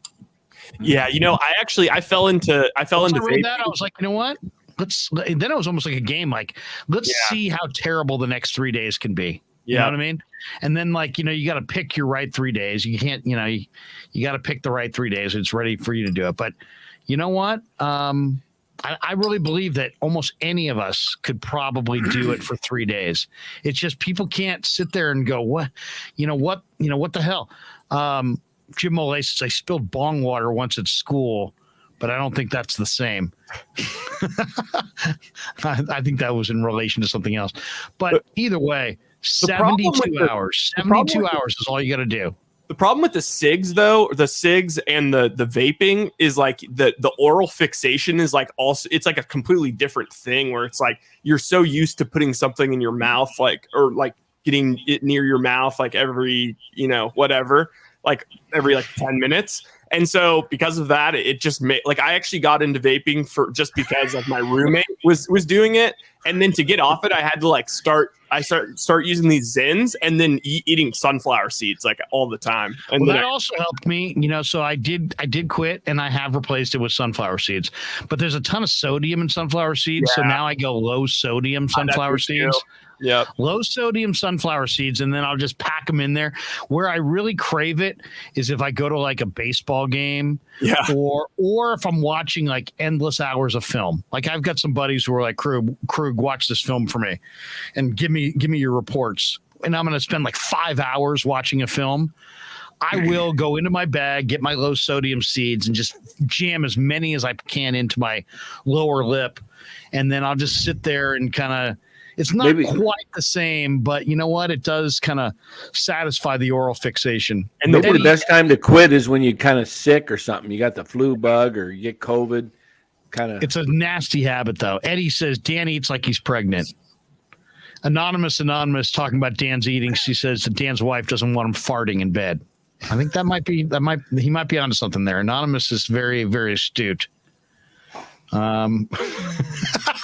Don't make me spit my water out, okay? I want to see you spit your water out. I want ruin my laptop. Shante. geez. Danny looks like me after a fatty schmag. I don't even know what that means. Oh God, Callie Hats, crew will be here for you. No, I seriously am. If I tell that story because I've had people when I've told that story on the radio say, dude, I couldn't quit. I wanted to quit. I've been listening to you for years and you told that story and I quit and it worked for me. And dude, that's very gratifying. I'll tell you, that is gratifying. It's gratifying when people come up to you and say, hey man, my work day is long and man, you helped me get through my work day. Like that's really cool. Like I always felt like when people would call my radio show and be like, you know what? I drive around for a living and I deliver this or that and you make the day go by faster. And I really love your guys' show and you guys make me laugh when I'm working and you distract me from work and it's really an enjoyable part of my workday. I'm always like, yeah, cool. That is cool. So I like that. So if there's anybody out there who smokes or dips, one, I'll say this, I ain't judging you. I don't judge my friends at all. So I'm not judgmental that way. So I don't care. You know, I've got buddies who, you know, fire up right in front of me or put a dip in. I'm not that guy. Hey, Bob, you know, you're really, no, I'm not that guy. But I do feel like I want to share because there are people that, man, they've been trying to quit. They've been trying to quit forever. You know, Shante says dipping while fishing is legit. Yeah. Anything where you're just sitting around. You know, anything where you're Dusty Gold, Larry and Ryan, can you guys do a food intervention for Dan? Hey, can you belch like a sentence? Talk. Me? Yeah, I could do that. What? No, like when you got to really vomit. I probably vomit onto the mic. Yeah, I could do a Larry Krueger, but you know, I've 49ers sin is socially acceptable, completely unnoticeable, no spit, etc. This makes quitting more difficult. Yeah, they're excellent. Is that what you had? Drive the Zen? I used to go to the movies with my wife, and I put a big dip in the middle of the movie. Yeah. Well, but Larry, see, the thing is, you can swallow. Smell the dip. She could smell the Kopi. This smells like gum, and you can swallow it, and it's like there's no tobacco. It's just straight nicotine to the dome. The other one was like super long drives, like we're driving to LA or something. It's like, were you a smoker before, Rye? No. I went from Zen to vaping when I had a roommate that just he was in recovery, and so like, you know, like those people, a lot of times people in recovery, it's like Monster energy drinks and just ripping vapes all day. And so I got lazy about buying Zins, and I was like, give me that, and let me get a hit of that. And then I fell into that for like 8 months during the pandemic. Zen is nicotine. Now I'm out. Now I'm back. Yeah, it's nicotine. It's the same thing as chewing nicotine gum, except for you put it up here. What's the stuff that actually is the bad stuff for you? The nicotine, right? Nicotine is what makes it addictive. Oh, but it's like if you read articles about this stuff too, man, they put like battery acid and all these other things, and there's like 19 different things they put in some of these deals and it's true evil. They're like trying to make you get addicted to things that aren't nicotine because it's really just about the addiction. They just want you to be addicted. No, Dan's not going to get constipated because I'm going for the fiber in the cereal, okay? Oh, my God. That's the other thing. Speaking of constipation, there's also nothing better than throwing one of these in on the toilet in the morning. Look at this. Listen to Larry, how pissed did your wife get when you spit the whole second half of the film? Yeah, exactly. You're sitting there.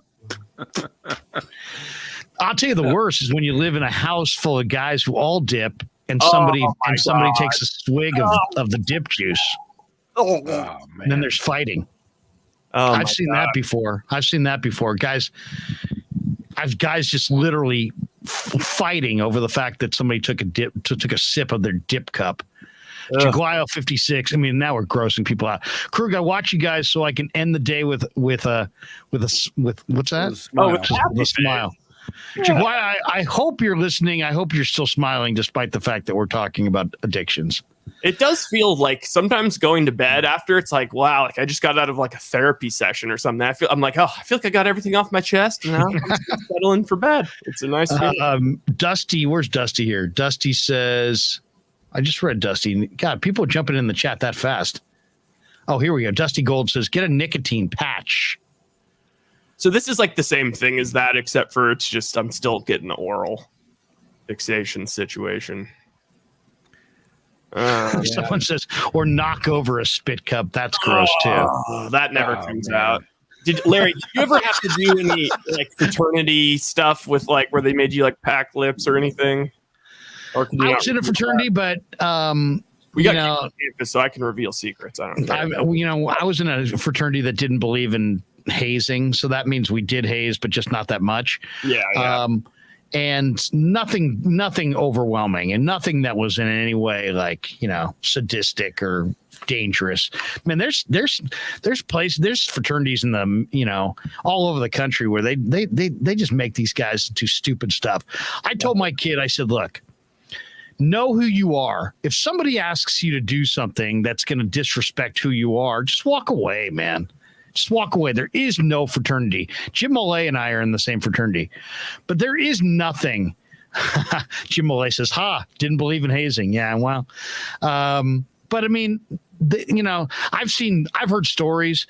I got buddies who went to school and, bigger schools. So like put 5 guys in a room with a pony keg and say, finish it. Don't come out of this room till it's done. Yeah. My God. I mean, that's dangerous. Oh, yeah. I finished my pledge quarter with mono. It was the worst thing of all time, aside from the parties. And then we got kicked off campus for hazing. So I just went through it all for nothing. It was just like, come on. That's what the hell. Hey, Spider 8 says Larry was the Niedermeyer of his fraternity. Was that from Animal House? I'd have to say that has to be from Animal House. Unless Hey, Spider 8 knows me really, really, really well. Niedermeyer. Who is Niedermeyer? I don't know. I dated a girl one time whose last name was Niedermeyer. Oh, God. Sean Proctor says, heading to sleep, but wanted to say hi to the fam and smash the like button. Mollet, I DM'd you on Twitter. Hey, last night was fun, huh? So Jim Mollet says, not if you had LeBron in your class. Yeah, LeBron. LeBron was in our fraternity as well. Could you imagine? LeBron's like 5'8", like 270. So did he get all the brunt bit? Because it was like, I mean, nobody hazed LeBron. Oh, nobody did. Oh, no. If anybody did, anonymous says Animal House. That's still one of my favorite scenes, and they play it at the Giants game when Jim Belushi takes the guy's guitar and smashes it. Yeah. I mean, that is one of the great scenes of all time. Oh, geez. We got a Ryan Fitzgerald said, my brother-in-law died in a fraternity hazing. It's fucking pointless. It's so God. Stupid. It's so stupid. The amount Ryan, God, bro, I'm sorry that we brought this up then, because I'm sure that brings all kinds of pain your direction. So I'm sorry, man. Let's change the subject, because that's the last thing we want to do is bring up anybody's situation that's painful. That's painful. That is really painful. Yeah, there's a lot of tough things that happen. I like my you mentioned tough things that happen. My brother's so it'd be my sister-in-law's brother was in the city and was just walking into a bar or something, him and a buddy, and somebody just popped. He didn't do anything. He was just walking in. Well, hadn't even got in the door yet. Somebody just hit him in the jaw, broke his jaw, right? And wasn't the bad part in the jaw, but he had to have surgery at the hospital, and he wasn't getting oxygen for quite a while, and they messed up, and he became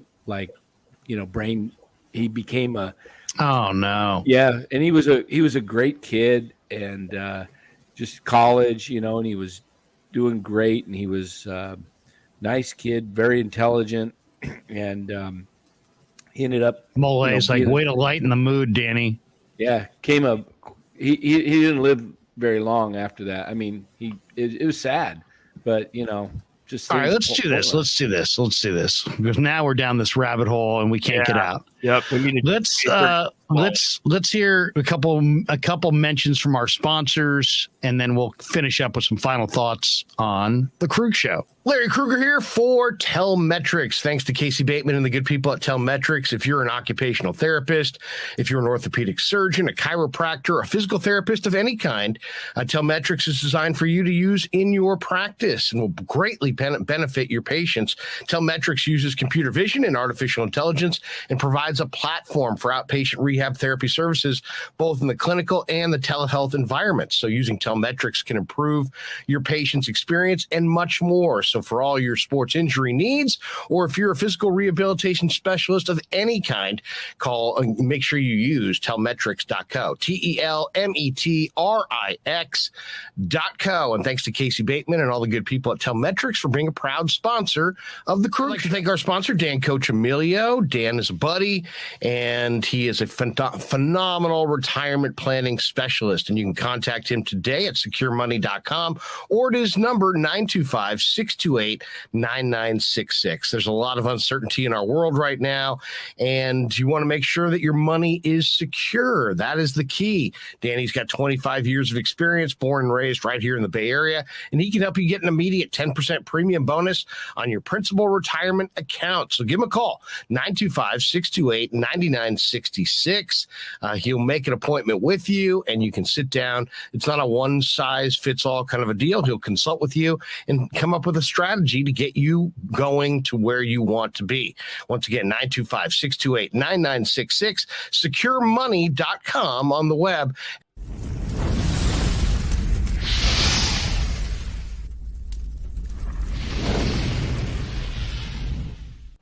And thanks to Tony Cassera and the good people at Cassera's Italian Menswear. They are housing the Krueg Show t-shirts, and they're a proud sponsor of the show as well. The Krueg Show t-shirt, the Krueg Show podcast t-shirt is available there at their store in Dublin. Their address is 7372 San Ramon Road in Dublin, California. And go see Tony Cassera and get yourself a Krueg Show t-shirt and support the show. And special thanks to our sponsor, New York Style Italian Sausage. That's right, NewYorkStyleSausage.com is their website. Phenomenal product, whether it's the breakfast sausage, the Italian mild, the Italian spicy, the chorizo. You cannot go wrong with New York Style Italian Sausage. Once again, NewYorkStyleSausage.com. Often imitated, never equaled.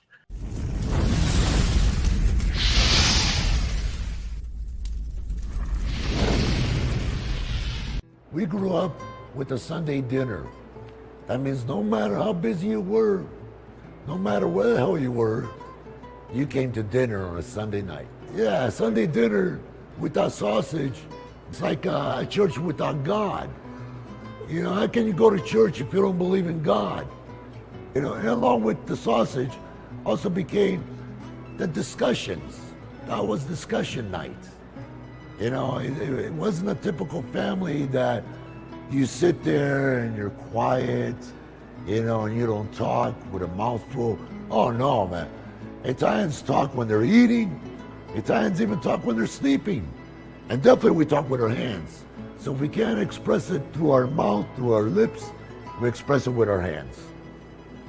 So, and that's what sausage is, really. It's an expression, you know, that life is good.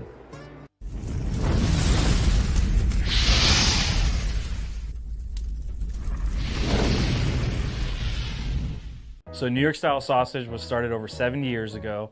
We are the largest producer of fresh Italian sausage on the West Coast. What makes our sausage in New York style is really the recipe came from back east, from New York, you know, from Connecticut. If you look at all of our labels, there's maximum 4 or 5 ingredients, which we're really proud of. There's no preservatives, no MSG, fresh in, fresh out. The pork comes in fresh, goes out fresh. There's never any freezing throughout the process. We've always used fine quality cuts. We're never gonna deter from that. It's one of the reasons why our sausage is so good. I guarantee you put our sausage up against anybody else's from a flavor standpoint, no one will beat it, hands down. And do yourself a favor and do me a favor. Go buy a package of the New York style Italian sausage. Guaranteed you will love it. Guaranteed.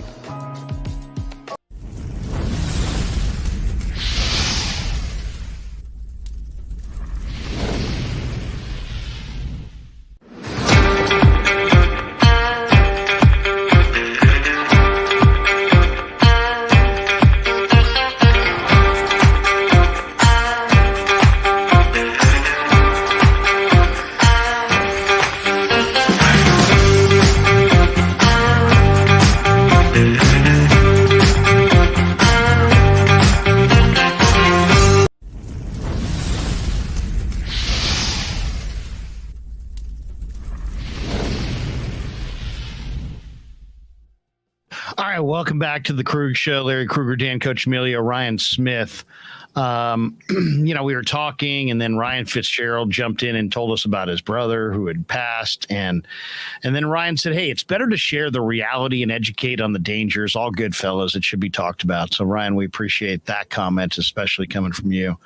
But anytime we do get into some reality situations, and I always, as Jim Molay says, you are Krueg Show family, Ryan Fitzgerald. So we're with you, and we're sad that we brought this up. But if in any way we're helping anybody, we appreciate it. Hey, Jimmy said last night he was over in. Is he in Castro Valley? Did he say? Jimmy? Yeah, he said Castro Valley. Castro Valley. Yep. Is he near that fire? Isn't there a fire there this week? Castro Valley? I don't know. I don't know about that. I know I read something about into it. 58 acres had burned or something, and in somewhere in Castro. I thought, I don't think so. Castro Valley's pretty much right in. There's if it was acres and acres burning in Castro Valley, I think we'd hear about it. It says the Eden fire in Castro Valley. Oh, it's 100% contained now. Okay. But it was. Malay's not near me. Also, guys, I have to say, the Pasquale commercial deep cuts, like how there starts to be things that we like more and more as we go along. I now think the funniest line is Pasquale saying, "Why don't you do me a favor?" Or no. Why don't you do yourself a favor and do me a favor and pick up some New York style Italian? Can you do me a favor by wait, what is it? But do yourself a favor. My favorite is the explaining of fresh in and fresh out. Yeah, fresh in. It's stated and then it's restated. And I like what he says. Yeah, I like that. And I like what he says. It's from New York or Connecticut, but we play the Pasquale one more time. The newest Pasquale. All right, yeah, we can do that. New York. Here we go. So New York style sausage was started over 70 years ago. We are the largest producer of fresh Italian sausage on the West Coast. What makes our sausage in New York style is really the recipe came from back east, from New York, from Connecticut. If you look at all of our labels, there's maximum 4 or 5 ingredients, which we're really proud of. There's no preservatives, no MSG, fresh in, fresh out. The pork comes in fresh, goes out fresh. There's never any freezing throughout the process. We've always used fine quality cuts. We're never going to deter from that. It's one of the reasons why our sausage is so good. I guarantee you put our sausage up against anybody else's from a flavor standpoint, no one will beat it. Hands down. Hey, do yourself a favor and do me a favor. Go buy a package of the New York style Italian sausage. Guaranteed you will love it. Guaranteed. I'm going on vacation to New York. I'm in Connecticut. Connecticut. I'm going to Connecticut. It comes from back east from New York. Then he goes, from Connecticut. I need directions to New York, Connecticut. But the full thing is the question that was asked to him was, what makes this sausage New York style? And he says, what makes this sausage New York style is that it comes from back east, New York, Connecticut.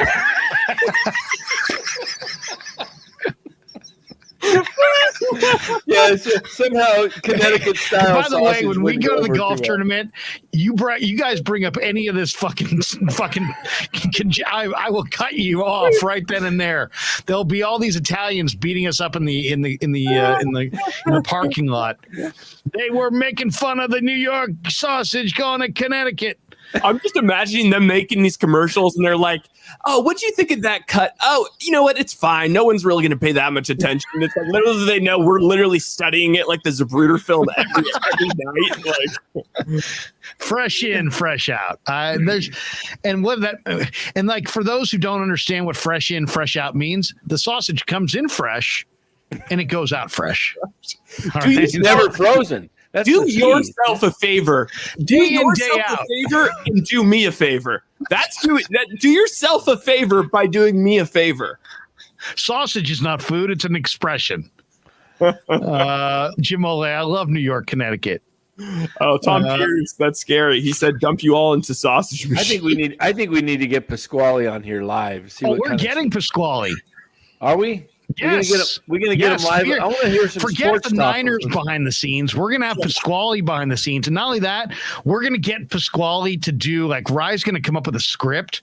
So like we're gonna use like touchdown 49ers, and hey Coach Emilio, sit down. Like things like that. We're gonna maybe we'll even work in like maybe Pasquale saying each of our names like.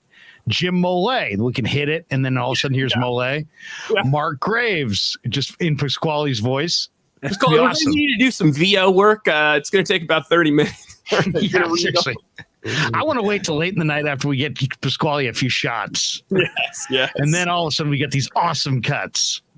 We should maybe we should get him on to preview the golf tournament. San Francisco 49ers. I mean Santa Clara. Yeah, exactly what it's like. Santa Clara. Golden State Warriors. I mean, like San Francisco. What makes the 49ers the San Francisco 49ers? Well, they're from San Francisco, Santa Clara.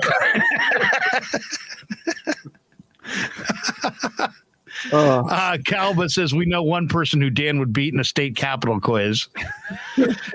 Scotty, Dan eats lots of expressions.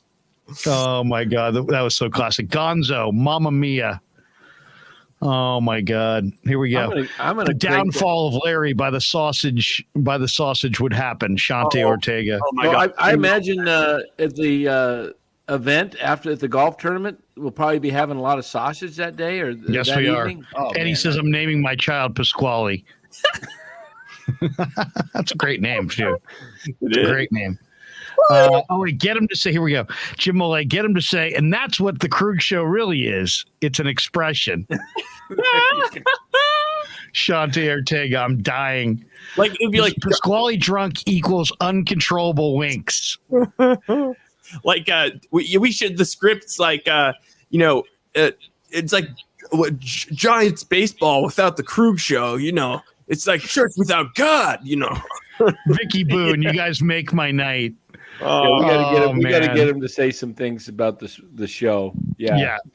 We know what we do. You know what we got to do is we got to get a list of all of our members, our channel members, and then have him say their name with like a nickname. Have him give him a nickname while he's drunk. Oh my That's God. Jim Molay. Jim, come up with something, Yes. Jimmy Ice Cubes. Frankie Ravioli. That's Dan Coccimilgio. I knew a Coccimilgio. Oh, dude, that would be just absolutely awesome. You know what the hilarious thing Ryan is? Fitzgerald, Pasquale Bingo Show. That would be awesome. People always thought, when you say Coach Emilio, they say always, well, what do you coach? Like I'm going around saying, I'm Coach Emilio. They think my last name is Emilio. Emilio Estevez. I go around calling myself Coach to all these people. I swear, well, what do you coach? Well, no, remember Rye or Cy kept calling you Coach. Yeah. Hey, Coach. Coach? Yeah, like I was the coach. And then I finally said to Cy, I'm like, Cy, you do realize he's not a coach. And he goes, but you call him Coach. I'm like, Dan. It's funny. Oh my God.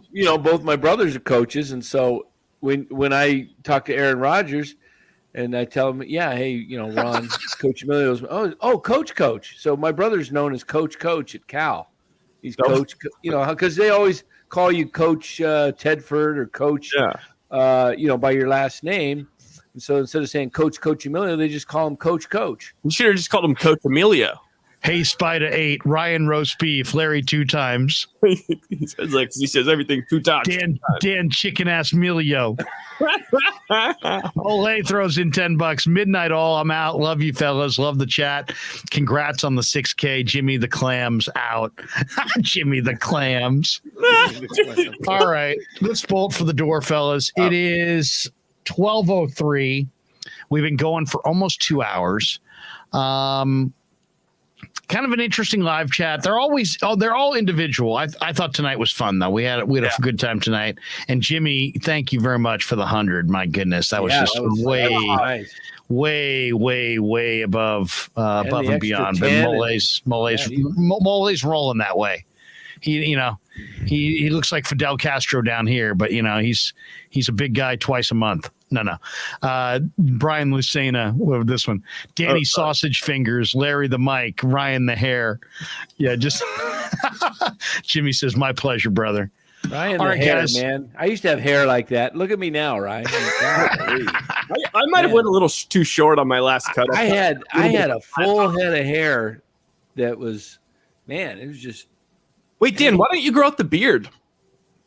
I could. Go with the Marvin Hagler look. Wait, it looks like your hair kind of slipped down. Wait, you should grow your beard out until the Niners win the Super Bowl. Did you see the goatee? No.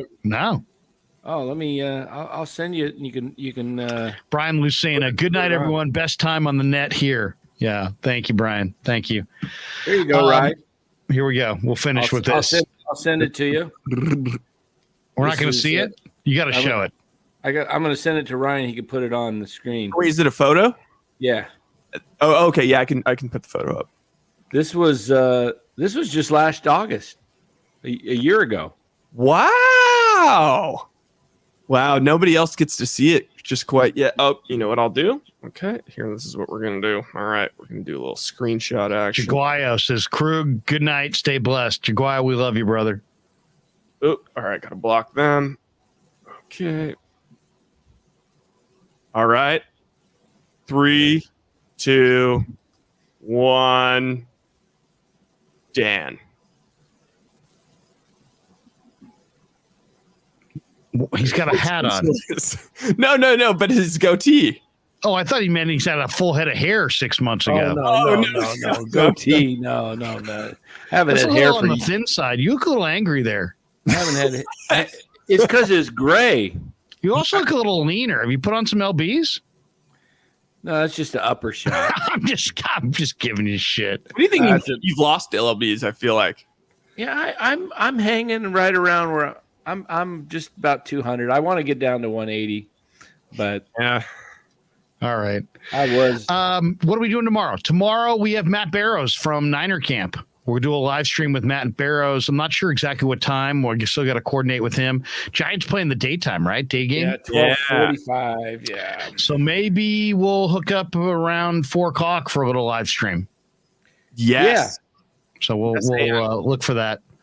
Hey, by the way, and I do need to mention this. Oh, guess what? Shante Ortega says, Dan, you're looking lean. Anonymous. Is that a goatee or leftover food on your chin? Hey, I just want to say once again to everybody, thank you very much. 6,000 subscribers. And we went from 5,000 to 6,000 in a very quick amount of time.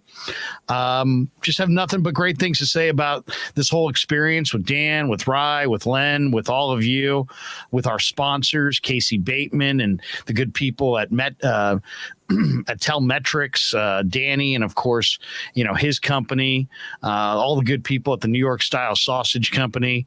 Just happy to be doing this. Happy to have fun with you guys on a nightly basis. I think we've really created something that a lot of people enjoy. I know I enjoy it. I hope you guys all do as well.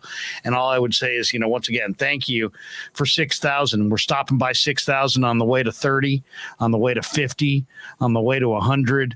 And it's just very, very cool. Very, very cool. So, guys, have a phenomenal night to everybody involved, everybody who's enjoyed the chat, and we'll see you tomorrow on the Krueg Show. Yeah, never met a man been scared of. Careful, you gon' get exactly what you asked for. Here for whatever you bring me, getting handled. I answer to no one, I don't need to hassle.